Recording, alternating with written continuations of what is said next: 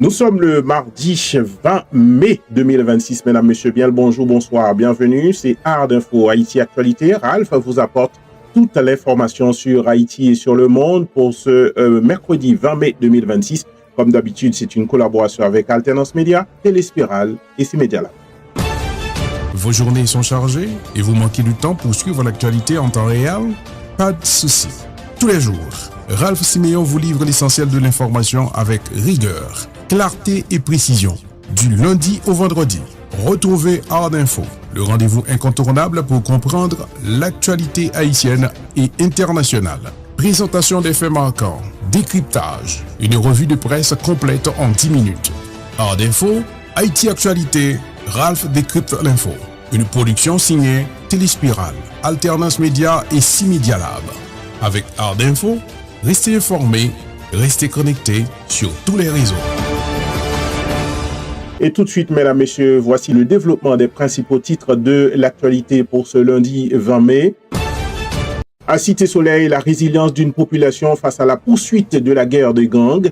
Malgré l'insécurité persistante dans plusieurs quartiers de la plaine du cul-de-sac, des habitants de Duvivier de la commune de Cité Soleil ont entrepris mardi 19 mai des travaux de nettoyage au niveau du sous-commissariat abandonné de la zone. À travers cette initiative citoyenne, les résidents souhaitent envoyer un signal fort aux autorités afin de réclamer le retour durable des forces de l'ordre et la reprise progressive des activités dans le quartier. Selon un habitant contacté par le journal en ligne Vente-Bef Info, certains jeunes ayant fui les violences commencent timidement à revenir, même si la présence policière reste très limitée. Dans la commune de Gressier également, les habitants et des responsables municipaux tentent de dégager des routes endommagées par les groupes armés et de nettoyer certaines zones affectées.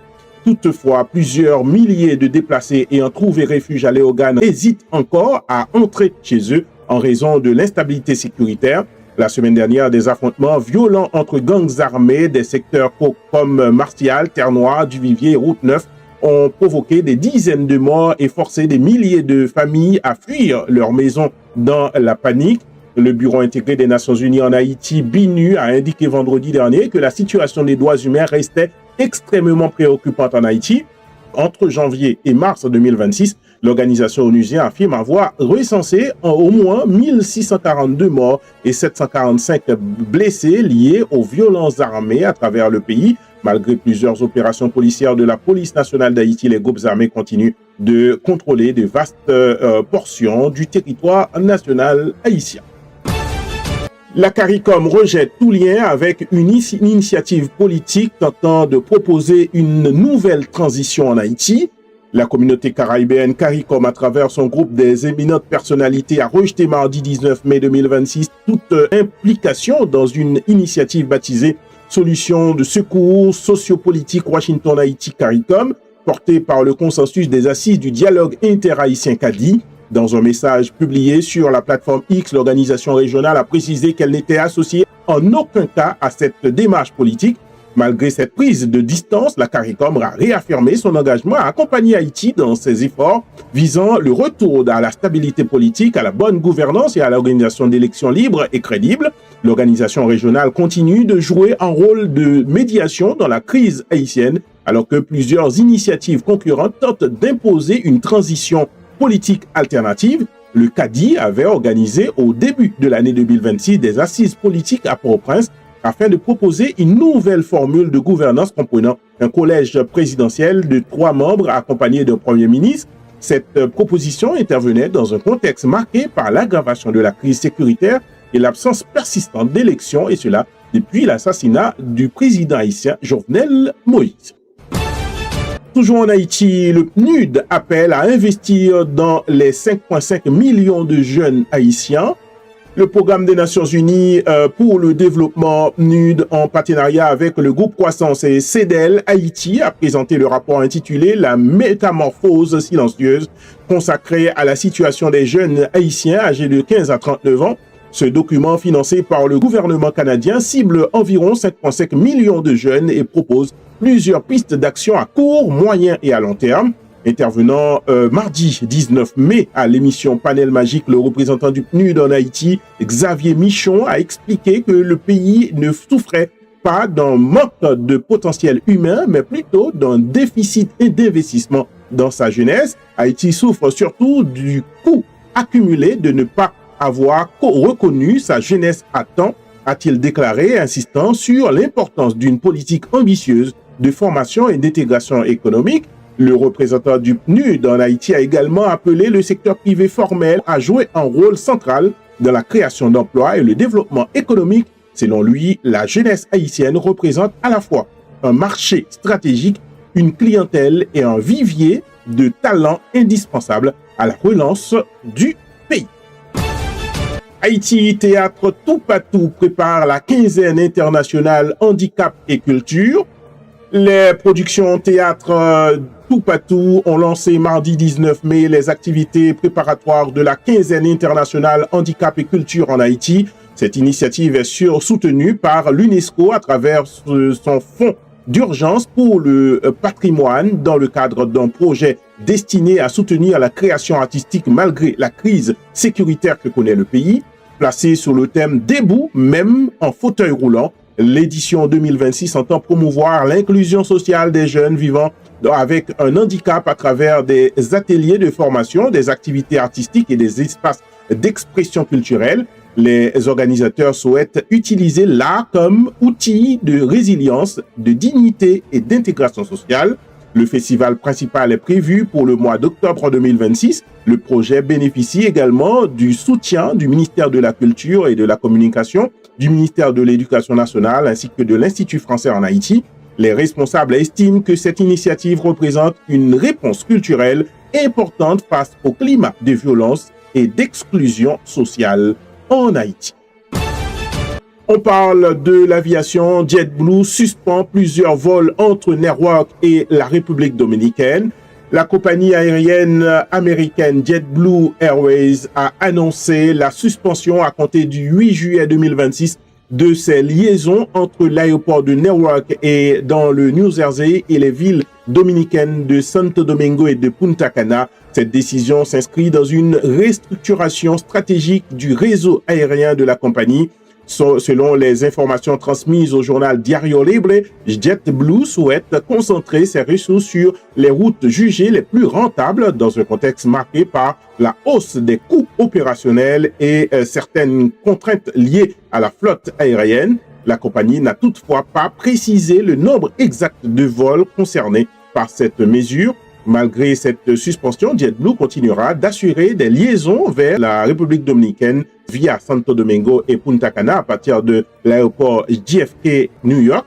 Les passagers affectés pourront bénéficier de solutions de remplacement ou demander un remboursement intégral. Cette décision reflète les difficultés auxquelles plusieurs compagnies aériennes américaines sont confrontées depuis plusieurs mois et surtout ceux qui font le trafic avec la région caribéenne.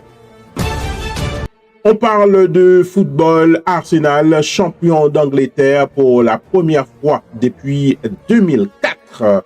Arsenal a remporté mardi 19 mai son 14e titre de champion d'Angleterre après le match nul de Manchester City face à Bournemouth, selon le reportage diffusé dans le journal en ligne Alternance Média. À une journée de la fin du championnat, les Gunners disposent désormais de 4 points d'avance et ne peuvent plus être rejoints. Le club londonien met ainsi fin à une attente de 22 ans depuis l'époque des Invincibles de Thierry Henry en 2004.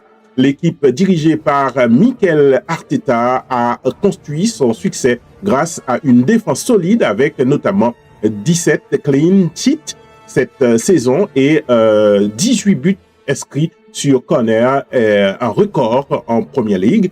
Cette consécration intervient à seulement 11 jours de la finale de la Ligue des Champions que les Londoniens disputeront face au Paris Saint-Germain le 30 mai prochain à Budapest. Arsenal peut désormais rêver d'un doublé historique, champion d'Europe et la Ligue d'Angleterre. En tout cas, le tout semble déjà joué. Paris Saint-Germain, champion pour une deuxième fois. Qui vivra, verra. Et puis, toujours dans l'international, mesdames, messieurs, on part à Washington pour parler des progrès avec l'Iran, mais maintient la pression militaire sur ce pays. Le vice-président américain Jill Evans a affirmé mardi 19 mai que les discussions entre Washington et Téhéran progressaient favorablement. Lors d'un point de presse à la Maison-Blanche, il a toutefois averti que les États-Unis conservaient le doigt sur la gâchette, laissant planer la menace d'une intervention militaire en cas d'échec diplomatique. Quelques heures plus tôt, Donald Trump avait révélé avoir renoncé à une attaque massive contre l'Iran prévue mardi. Après des demandes de plusieurs dirigeants du Golfe, le président américain a cependant précisé que les États-Unis restaient prêts à lancer une attaque totale et à grande échelle si aucun accord acceptable n'était trouvé avec Téhéran. Dans le même temps, les tensions régionales continuent de s'aggraver. Mardi, de nouvelles frappes israéliennes dans le sud du Liban ont fait 19 morts, selon le ministère libanais de la Santé. Depuis le début des hostilités entre Israël et le Hezbollah, le 2 mars 2026, le Liban affirme enregistrer plus de 3020 morts et plus de 9273 blessés. Une guerre qui continue, mais qui coûte beaucoup de vies, mesdames, messieurs. Et puis donc, l'analyse AdInfo pour ce mercredi 20 mai 2026. Cette édition, mesdames, messieurs, met en évidence un contraste saisissant entre l'effondrement sécuritaire et la volonté de résistance des populations. À Cité-Soleil comme agressé, des citoyens tentent de reconstruire en semblant de normalité malgré la violence des gangs et l'absence durable de l'État. Dans le même temps, les institutions internationales et les organisations culturelles multiplient les initiatives pour préserver l'avenir de la jeunesse et maintenir une cohésion sociale minimale. Sur le plan international, les tensions géopolitiques demeurent extrêmement élevées entre les États-Unis, l'Iran et les alliés respectifs dans le Golfe, tandis que l'Europe, le sport continue d'offrir des symboles de résilience, d'espoir avec le retour d'Arsenal au sommet du football anglais après plus de 2 décennies d'attente. Voilà, mesdames, messieurs, tout ce que vous deviez savoir sur Haïti et sur le monde pour ce mercredi 20 mai 2026. Toujours avec plaisir, nous vous apportons cette édition en collaboration avec Alternance Média Téléspirale. Avant de vous quitter, mesdames, messieurs, je vous rappelle une chose. Si les méchants croissent comme l'herbe, si ceux qui font le mal fleurissent comme la fleur des champs, c'est pour être anéantis à jamais. Je vous invite, mesdames, messieurs, à continuer à nous suivre sur Facebook, Ralph Siméon ou ArdInfo. Sur YouTube, c'est ArdInfo TV. Sur alternance-media.com ou sur Téléspirale, nous sommes partout avec vous. Merci pour votre fidélité. Je vous donne rendez-vous demain pour une nouvelle édition ArdInfo. À demain. Vos journées sont chargées et vous manquez du temps pour suivre l'actualité en temps réel? Pas de souci. Tous les jours, Ralph Siméon vous livre l'essentiel de l'information avec rigueur, clarté et précision. Du lundi au vendredi, retrouvez ArdInfo, le rendez-vous incontournable pour comprendre l'actualité haïtienne et internationale. Présentation des faits marquants, décryptage, une revue de presse complète en 10 minutes. ArdInfo, Haïti Actualité, Ralph décrypte l'info. Une production signée Téléspirale, Alternance Média et 6 Media Lab. Avec ArdInfo, restez informés, restez connectés sur tous les réseaux.